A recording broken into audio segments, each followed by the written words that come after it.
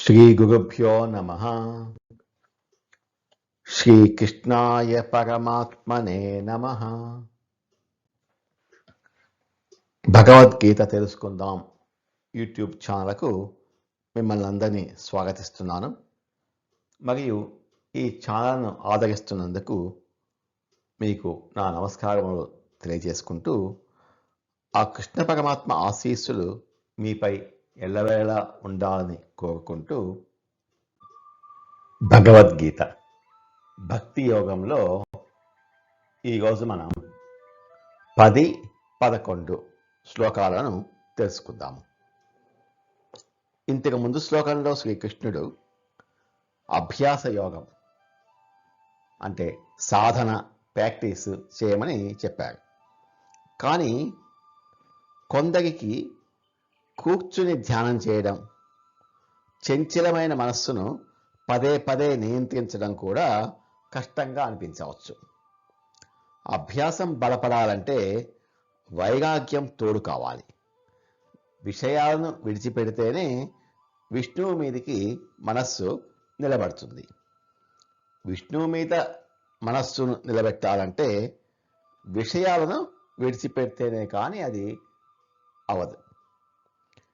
ఇలాగ చేయటానికి కష్టంగా అనిపిస్తే అలాంటి వారి కోసం పరమాత్మ ఈ శ్లోకంలో భగవత్ సేవ, మత్కర్మ అనే ఇంకొక సులభమైన మార్గాన్ని సూచిస్తున్నాను.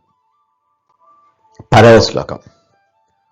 అభ్యాసేప్యసమర్థోసి మత్కర్మ పరమో భవ మదర్థమపి కర్మాణి కుర్వన్ సిద్ధిమవాప్స్యసి.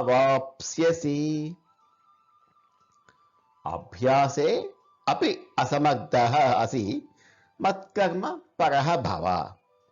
అభ్యాసమునందును అసమర్థుడవు అయినచో మత్కర్మ పరమః భవ.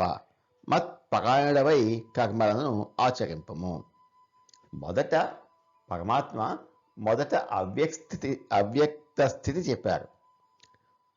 అది రాకపోతే అనన్య భక్తి రాకపోతే అభ్యాసం చేయడం కూడా రాకపోతే నా కర్మలను చెయ్యి అంటున్నారు. అంటే ఏ పని చేసినా ఈశ్వరార్థం చెయ్యి. మదర్థం అపి కర్మాణి కుర్వన్ సిద్ధిం అవాప్స్యసి. నా కోసమే కర్మలను చేస్తూ కూడా నువ్వు సిద్ధి పొందగలవు. ఒకవేళ నీవు అభ్యాసయోగం సాధన చేయడానికి కూడా అసమర్థుడు అయితే, చేయలేకపోతే నా కోసమే కర్మలు చేయడం మత్కర్మ పరమధర్మంగా పెట్టుకో. నా ప్రీతి కోసం కర్మలు చేయడం వల్ల కూడా నీవు సిద్ధిని అంటే మోక్షాన్ని పొందుతావు. ఈ శ్లోకంలో శ్రీకృష్ణుడు ధ్యానం నుండి కర్మ వైపు భక్తుడిని మళ్ళిస్తున్నారు. మనసు నిలవకపోతే పర్లేదు, శరీరాన్ని ఉపయోగించు అంటున్నారు. ధ్యానంలో కూర్చుంటే కాళ్ళు లాగుతున్నాయి, నడుము నొప్పి వస్తోంది, లేదా మనస్సు అస్సలు కుదుట పడటం లేదు. అభ్యాస యోగంలో మనస్సును స్థిరపరచాలి కదా. అది కుదరకపోయినా కృష్ణుడు తప్పు పట్టడం లేదు. సరే, అది కూడా నీ వల్ల కాకపోతే బాధపడకు అని ధ్యానం చేయలేనప్పుడు ఖాళీగా కూర్చోకుండా నా పని చేయి అంటున్నారు. నా పని అంటే నా కోసం కర్మలు చేయి. ఉద్యోగం, వ్యాపారం ఏదైనా సరే అది దేవుని పూజలాగా చేయటం, పేదవారికి లేదా భక్తులకు సేవ చేయటం, భగవంతుడిని గురించి 10 మందికి చెప్పటం, దేవుని ఉత్సవాల్లో సహాయం చేయడం, గుడిని శుభ్రం చేయడం, పూలు కోయడం, దండలు కట్టడం, ఇటువంటివి.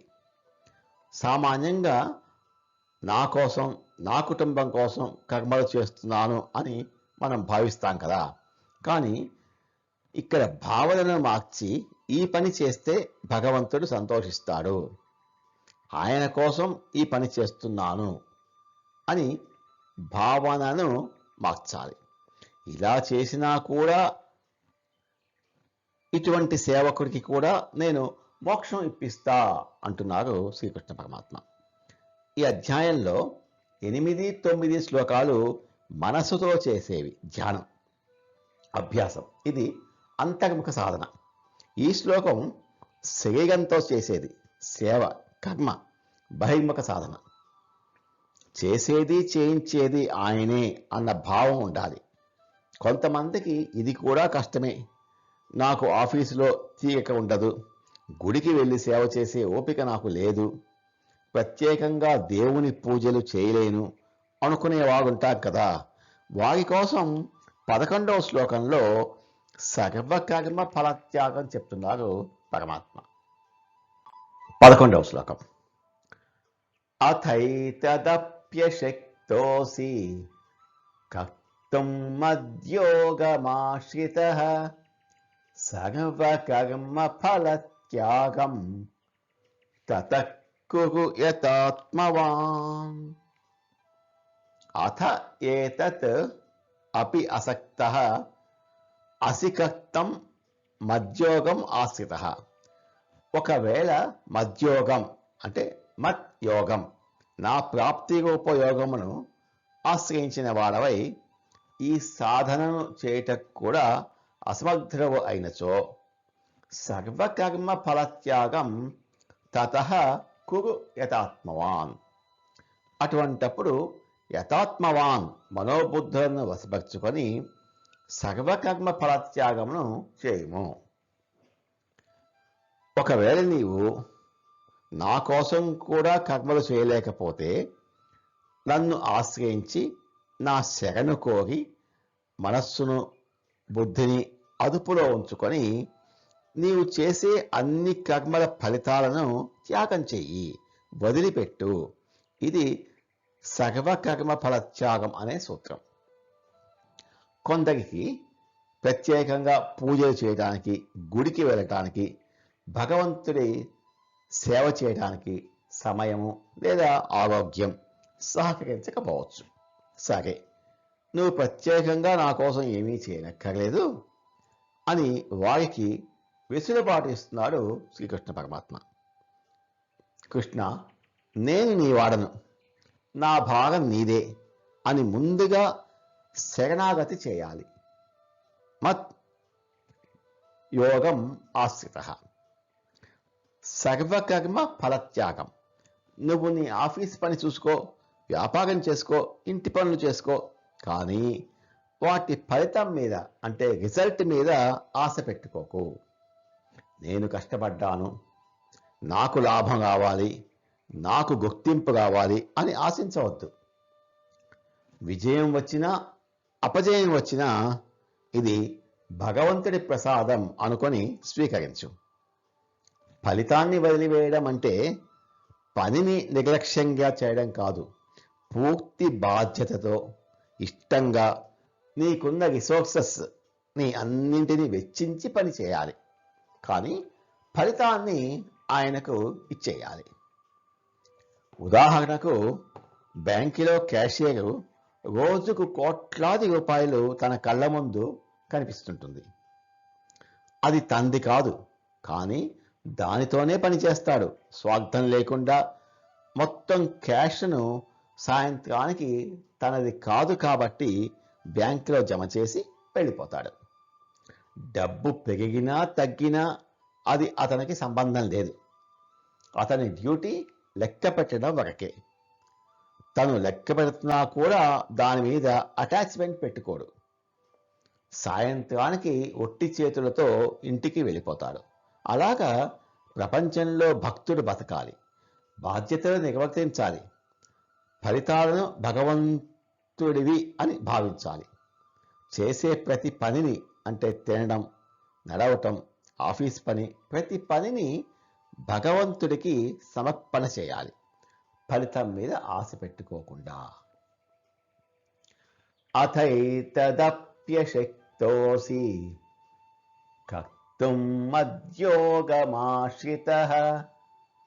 సర్వకర్మ ఫలత్యాగం తతః కురు యతాత్మవాన్.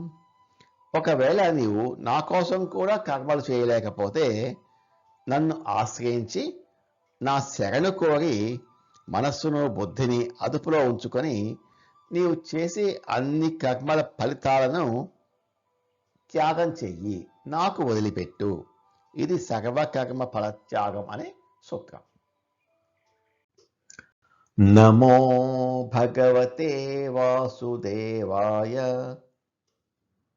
ఏతత్ ఫలం శ్రీకృష్ణార్పణమస్తు. స్వస్తి. ఈ వీడియోని చూసినందుకు మీకు ధన్యవాదాలు. మరిన్ని వీడియోల కోసం భగవద్గీత తెలుసుకుందాం ఛానల్ను సబ్స్క్రైబ్ చేసుకోండి.